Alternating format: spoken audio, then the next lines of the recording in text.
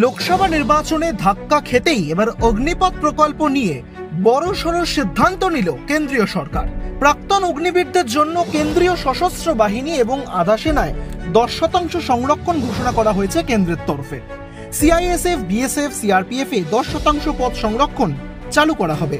সব নিয়োগ হবে কনস্টেবল পদে।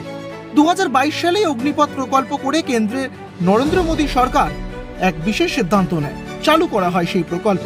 আর সেই প্রকল্পে প্রতি বছর 45 থেকে 50 হাজার সেনা জওয়ান নিয়োগ করা হয়।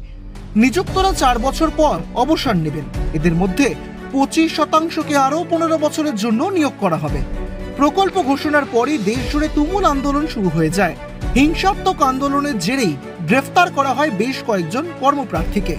2024 সালে লোকসভা নির্বাচনে অগ্নিপথ প্রকল্পকে সরকারের বিরুদ্ধে হাতিয়ার করেছিল কংগ্রেস, যার প্রভাবও একাধিক রাজ্যে পড়েছিল।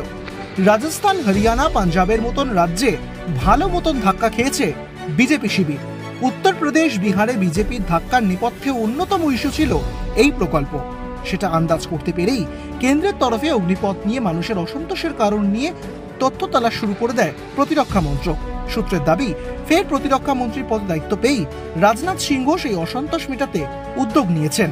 সেটারই প্রাথমিক ধাপ হিসেবে আধা সেনায় নিয়োগে প্রাক্তন অগ্নিবীরদের জন্য এই সংরক্ষণ ঘোষণা। জানা গিয়েছে, আধা সেনায় নিয়োগের ক্ষেত্রে অগ্নিবীরদের বয়সের ঊর্ধ্বসীমায় 5 বছর পর্যন্ত ছাড় দেওয়া হবে। ছাড় দেওয়া হবে শারীরিক সক্ষমতার পরীক্ষাতেও। আর এবার এই সিদ্ধান্ত অনেকটাই কার্যকর করবে ভোট ব্যাংকেও বলে মনে করছে ওয়াকিবহাল মহল। ক্যালকলিং টিভি।